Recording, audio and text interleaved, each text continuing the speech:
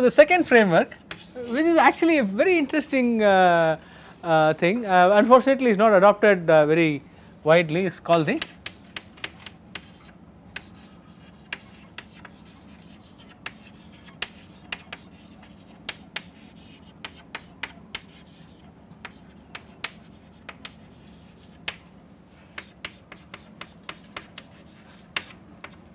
hierarchy of abstract machines, or HAM. Okay. Yeah, in fact, HAMs have become more like a curiosity in the RL community, as far as I at least I do not see anybody write papers about HAMs or anything. You talk to people who are working in the RL literature, right, they would have read upon HAMs at some point, but never given it very serious consideration after that. So Andy Bartow thinks that the HAM framework is the most elegant and most complete of all the three major hierarchical RL frameworks that are out there. Unfortunately, people just have not built a significant structure over it, except for people who work with Stuart Russell, right. So it was proposed by this guy Ron Parr, right.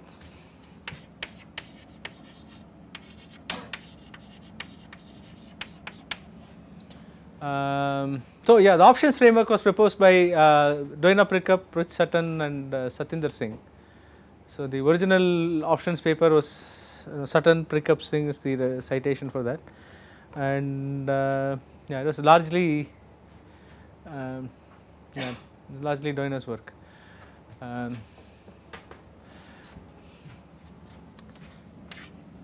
So I mean, when I start talking about options, other things have become a little nostalgic, because that's right about the time I was starting my PhD as well. So I have seen like 100 versions of options before it finally came into this form, right. So they talked about alpha models, beta models, and then beta time models, and they have a whole bunch of different versions of options before it kind of crystallized into this, right.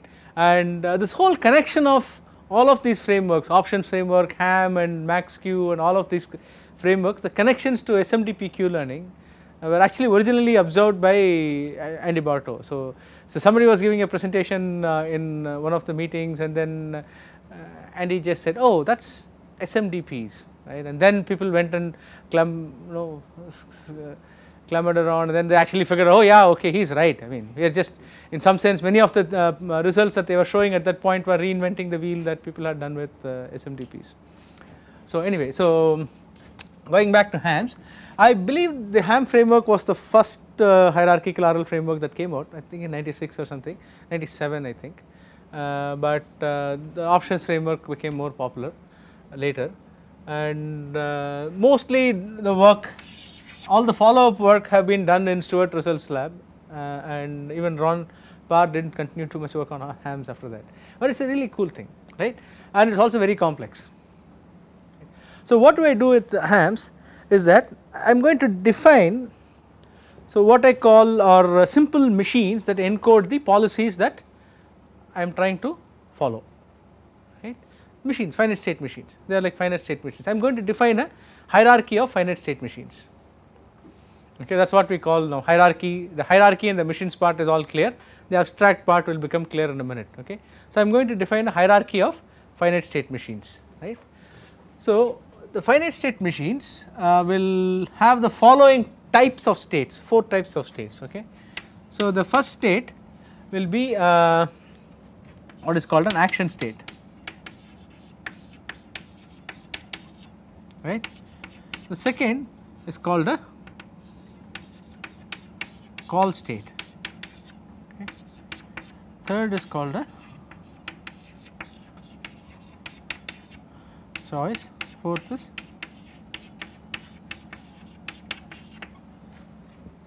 stop, okay. So what does the action state do? It takes an input, emits an action, okay. What does the call state do? Takes an input, calls another machine, right. What does the choice state do? That is so confusing thing, right. Huh? Was that? Exactly. The choice state, well, I mean choice, it has to be a decision, right. So what do you do with that? What do you mean by decision state? Think of it in terms of finite state machines. What could it be? how will you encode decision making in a finite state machine? Huh? Close, you give a non-deterministic transition, right? Right. So essentially a choice state makes a non-deterministic transition to 2 or more states in the same machine. Okay. So a call state calls another machine, but a choice state transitions to 1 or more states non-deterministically in the same machine. Right. And what does the stop state do, you think? Stops and then returns control back to the machine that called it. Right. So because machine would be called by a call state, okay, and there is also this starting machine, right, which is where you start your policy. Okay. Make sense? What is the input that you are going to see for these machines? States, right, the underlying states of the MDP. So the inputs to the machines are the underlying states of the MDP, right, and the outputs from these machines are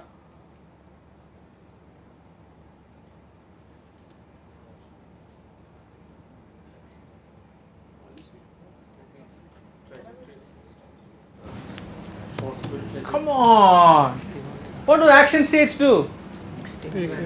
Yeah, that's the output, primitive actions. Primitive actions, it is going to take act states as input, primitive states as input, it is going to output primitive actions, right. So the only output happens in the action state. So the call state does not output anything. What does the call state do? It just transfers control to another machine. So you keep going to one machine to another machine until you hit a action state. When you hit an action state, you emit an action, and that is when you actually move in the real world. Okay, make sense? Right. So this is how things will work. So I have this hierarchy, right? I have these machines. How does the hierarchy get established here?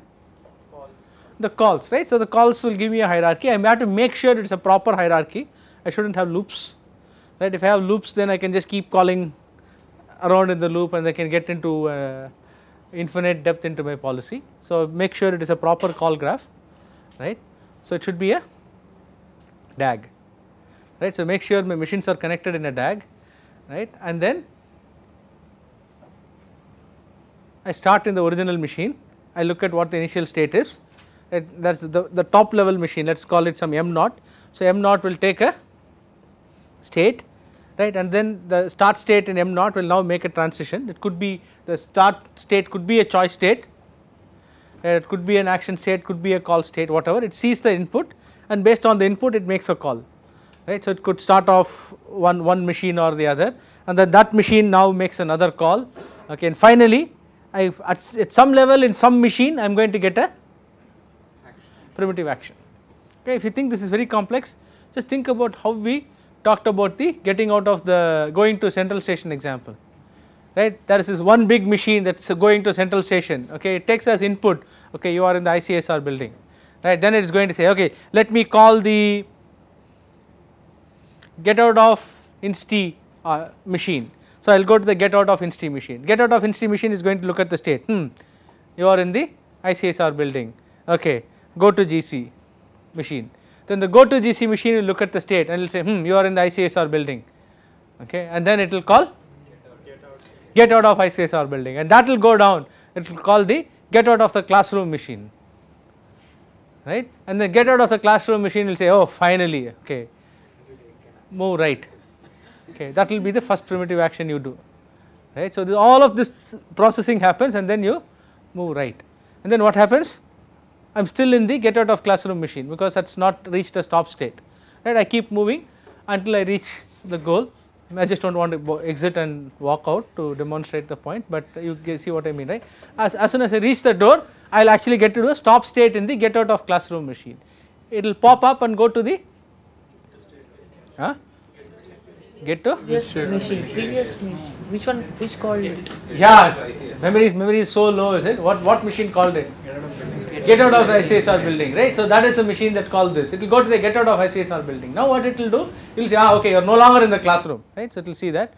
Then it will say, okay, go down the stairs machine, right, and the go down the stairs machine will then allow me to take my actions one after the other. So it will give me a series of primitive actions. I will walk down the stairs and then it will reach a stop state, and then it will pop back up to the get out of building machine, and then it will finally say okay, walk out of the door machine, then it will go back and call that machine, it will go back up, and now I will make a transition in the get out of, go to the GC, it will go back up, I am already out of the building, so it will go back one more level up and it will say oh, great, now I can go to the GC, right, it will call the go to GC machine and then go off. Okay. Given analogy, Take a lift or stairs. there you go. If the lift working, right, if the lift is working, then I will go to an action that says take the lift. If the lift is not working, I will go to the action that says step down. That is a choice state. No, I am defining go to the lift as a primitive action, and it could be a choice state. I mean, it could be a call state. The choice state can make a transition to a call state. I did not say it has to make a transition to the primitive state. So the choice state, I will actually draw a simple. So this is easier to connect to, right? Whatever I described, you can understand how HAMs are going to be used and stuff. But there is also an example from the paper. So how many of you looked at the recent advances in hierarchical RL paper? That has already been on, it's on Moodle since the last class. Read the first 4 sections, you do not even have to read the 5th section, okay. Anyway, yeah, so going back, let's take another example that they have here. So the problem was to do some kind of a very complex so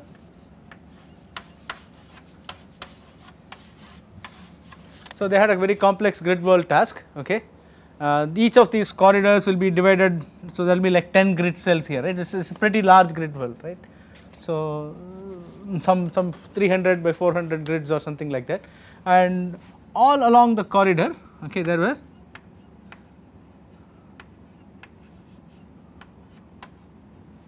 small obstacles, right. They in a specific shape, there is like this shape, like this, right. They have put obstacles all around the corridor. So whenever you are going around, right, so you might hit an obstacle, and you are supposed to find your way around the obstacle. You are trying to learn your way around the obstacle. So what you can either say that you are going to follow the wall, you know.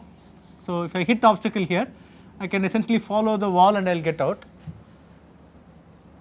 right, or I can back up, go back the way I came, turn in arbitrary direction and walk to see if I will evade the obstacle. Okay, these are 2 ways which you can get around the obstacle, and so they wanted to come up with a machine that learns how to do this, right. So what they did was they defined it as follows. So they have a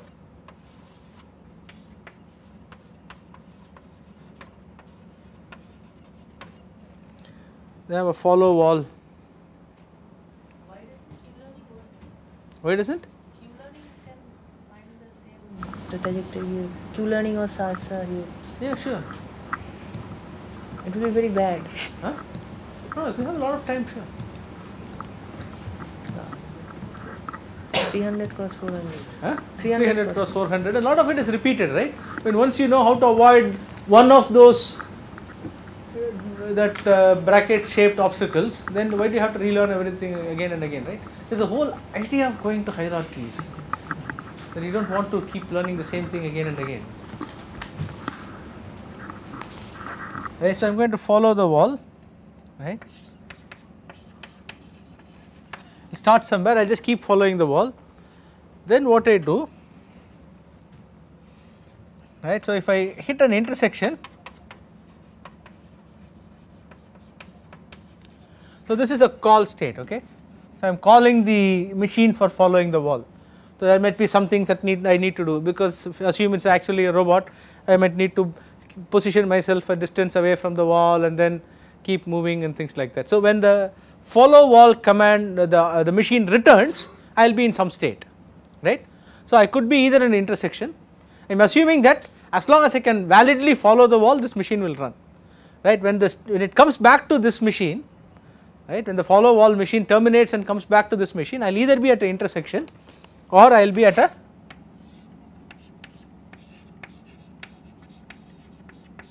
obstacle.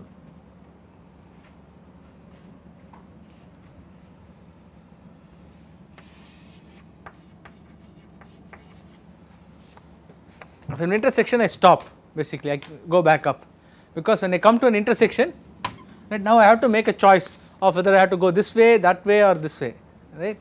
So that choice will be determined by a different machine. Okay, so my job here was to walk from this point to this point, that is the goal of this machine. You can think of this as navigate a corridor. Okay, this machine is essentially navigating corridors, right. So if you start it off here, it will go all the way here, it will stop here and it will tell me okay I am done. But if you start it off here, maybe it will go here or here, one of those two things. You give it a proper direction, you say go this direction, it will go all the way here, it will stop and then it will come back. Okay, so that is the goal of this machine, it will navigate a corridor. Okay, so it will stop, follow wall will stop if it reaches an intersection, because there is no wall here, so it will stop. Okay, it will say okay I have reached an intersection, and then if I am reached an intersection I am happy, I will just stop and I will give it back. If I reached an obstacle, then what do? I have a choice. Okay.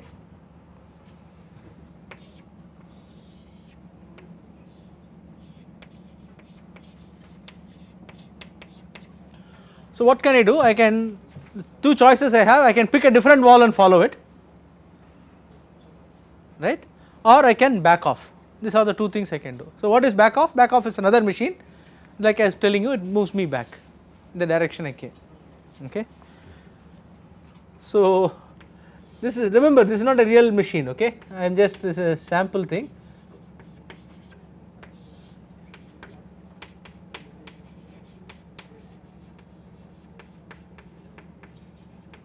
Okay. So the choice state I can either say follow wall, okay, or I can say back off, or I can even say stop if you want, I mean I do not care, right. So the choice state allow me to go to any one of these three things. Okay. And what do I do with back off? So it is another machine I call, it will, when it returns I either reached another obstacle or I have reached an intersection. Okay, if I reach an intersection I stop, basically it could very well be that I went all the way back, so that I went back to where I started, right, or I reached another obstacle, so I came back and tried to do another choice state, pick a different wall and follow or whatever, right. So sorry, what's the choice you make in the correct choice? what is that? Choice you make in the correct choice. Choice I make it a what? The square that you have. What is the choice you make? It just says choice. It is a non-deterministic transition. So in this case it can go to any one of the other three states in the machine. It could go to follow wall, it could go to back off, or it could go to stop. Or you can limit it, you can say no you can't stop, you can go to only one of the other two options. That I can say that okay you can either go here, okay, that is your non-deterministic transition. So from choice you can either go to follow wall or you can go to stop. Don't think of it as a realistic way of solving this problem, please. Okay, just a simple illustrative machine, it might not be the actual machine. Okay, great. So any questions on this? So let me at least try and finish this today, and then I can start max Q tomorrow. So give me a few more minutes.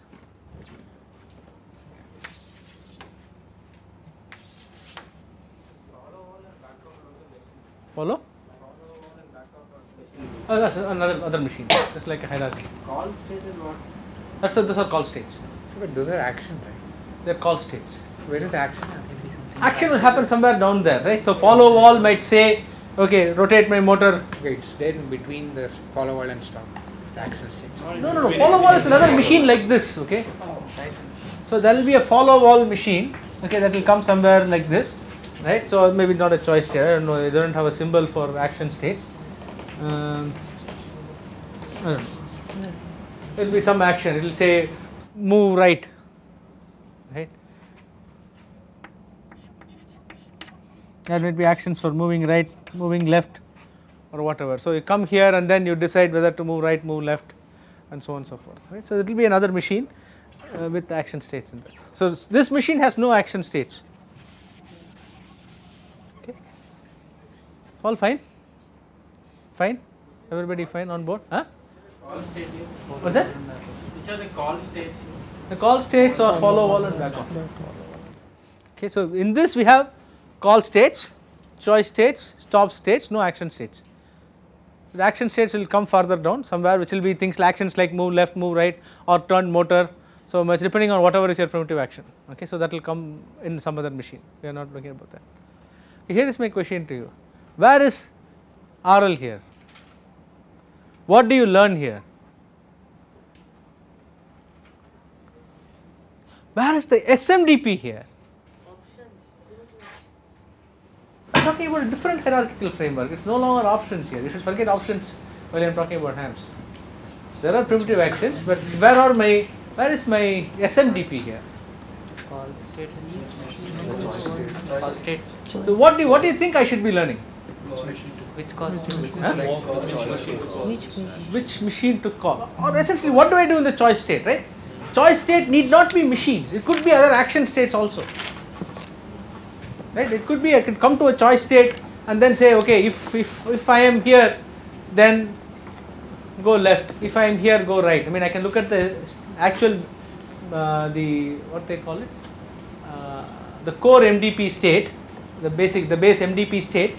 Basically, that's the input I am getting, right? I can look at the input in the choice state. I can say go left, go right. I mean, it could be primitive actions also. I could be transitioning to action states. So I have multiple choices that I could do in the choice state. I really have to learn what is this choice I should make, right? But where is the SMDP that I am going to learn on? Huh? Where is the SMD? Give me a specification of the SMDP. So what are the states of the SMDP?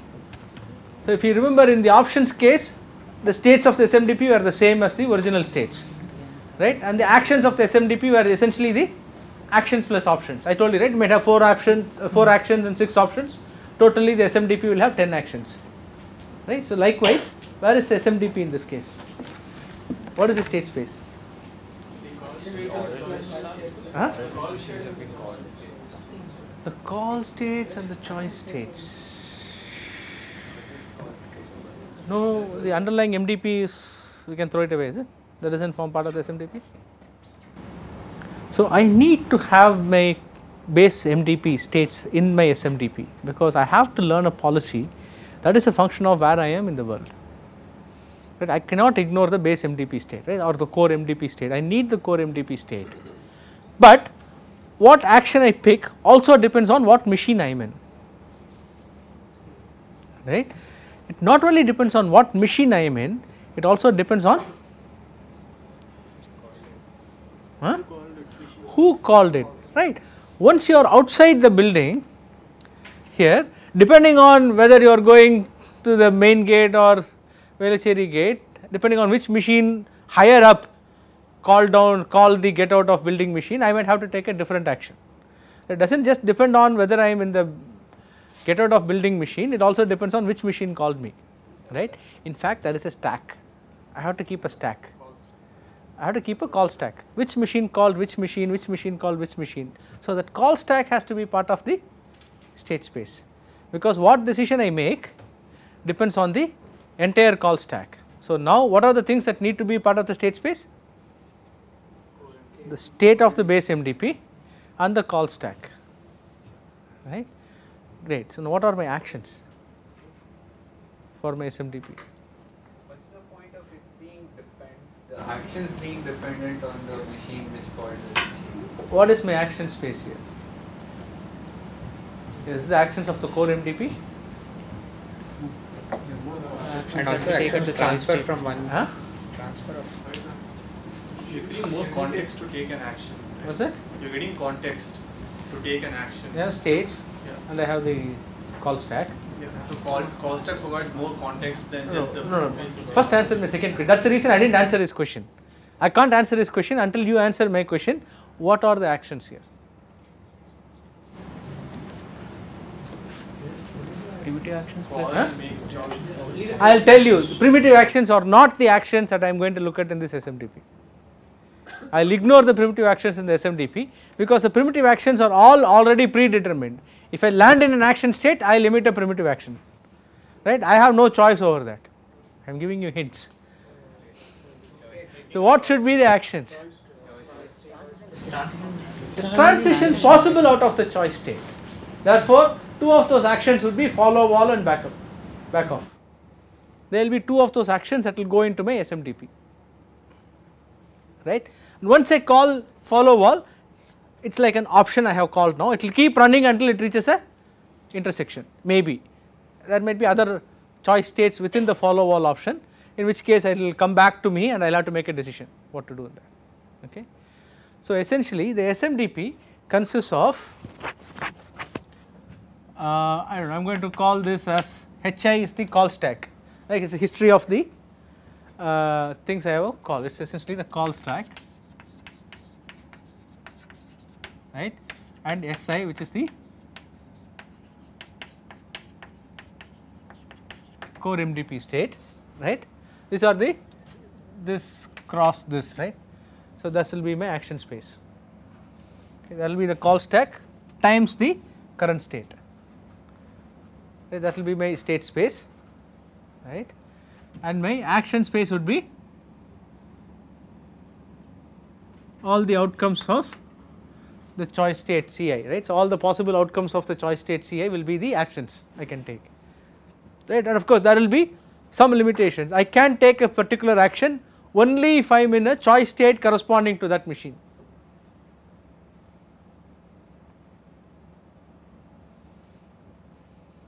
right. So I need to know which choice state I am in. So I not only need the call stack, what else do I need? I need to know what state, machine state I am in as well. So like in the call state,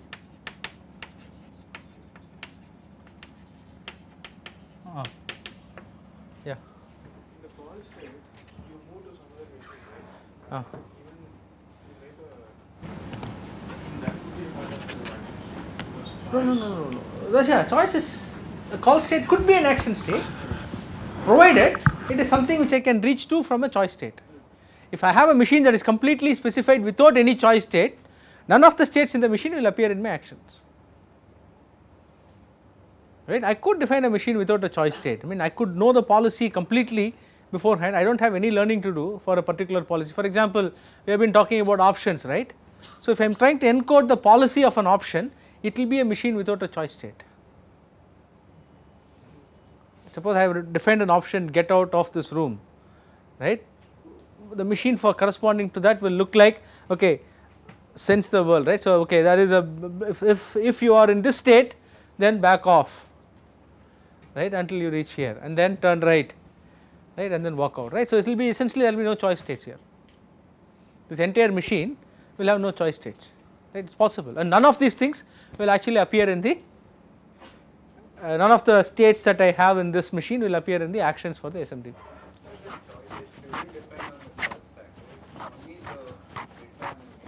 No, the choice could depend on the call stack, right. Why? Depending on where you are, you can choose to go left or right, depending on your call stack. Depend on what your overall goal is. Could that's a, it gives you the freedom for defining it that way. I am not talking about learning recursively optimal policies here. I could learn hierarchically optimal policies and I am using HAMS. So it's actually pretty powerful framework. It allows you to do all kinds of things. And the options thing, that question doesn't even arise because I have frozen my hierarchy, right. We are talking about this in the last class also. It kind of becomes degenerate, right. So recursively optimal is equal to hierarchically optimal in the options case, because I can't change the policies. We have to assume whatever policy is given to us is optimal. But here I can actually, if I start conditioning it on the call stack, and I can potentially think of learning hierarchically optimal policies. Okay.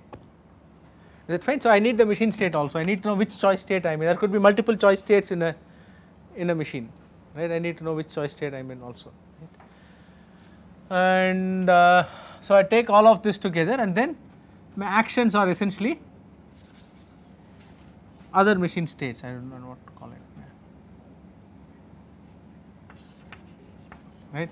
So SM or machine states. So actions are these machine states. It could be one of these states that I have to go to. Right. So this is essentially my SMDP. And the transition function are defined by, okay, if I choose to go from here, the action I take is follow all, then that machine will call, it will keep running till the end of that machine's execution, and then it will come back here. Okay. So that is essentially the transitions. Yeah. What is machine state here? Machine states are these finite state machine states, one of these machine states.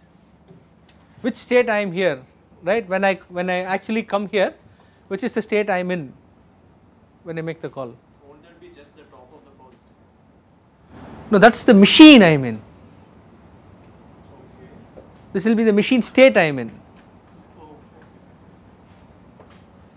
okay. So which is the path through the tree would be there, the DAG would be there, and this will be where in this machine I am. Okay.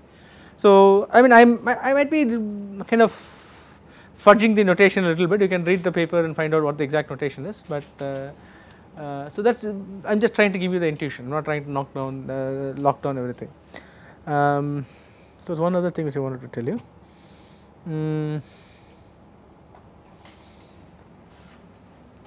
And how would now that you know what are the states, right, and what are the actions, right, you can learn policies using SMDPQ learning, right. So what is the weird thing about this? This is another thing which I wanted to mention. So whenever I make a call action, right, or a choice action,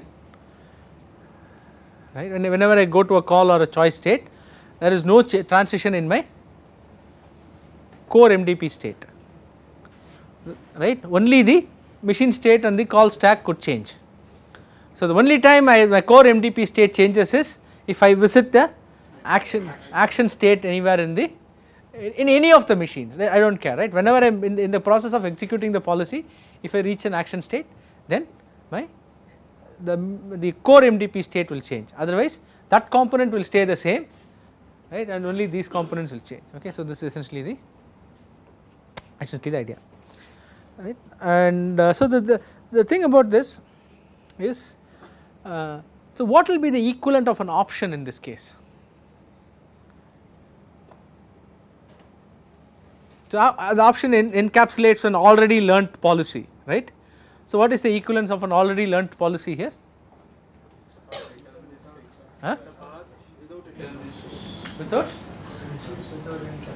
Without any choices. What without any choice states?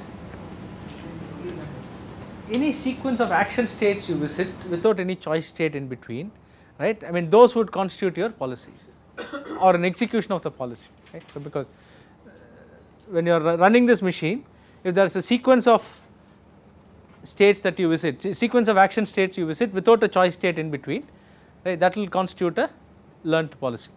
Make sense? Because that is already pre-packaged, right, I have no choice there, that is like an option. Once I pick the option, I just have to take the action suggested by the option, so like that. So that is the thing. So as you can see, this is a little more complex than the options framework, right. So people are not very, did not take to it too kindly, but if you think about it, it is a very powerful framework. It allows you to do recursive hierarchical optimality, it allows you to work in partially observable states, right. So when you do not need to know the full state spaces, because one of the nice things is you can use this kind of finite state machines to define more complex policies, right. You can define non-Markov policies easily, you can have finite state machines with memory, right, you can define non-Markov policies. So the representation itself is very powerful, but unfortunately it just gets very complex, so people are not very fond of this. Okay, I will stop here, I will continue with the max Q thing and also more discussions on hierarchy, specific abstractions and other things in the next class.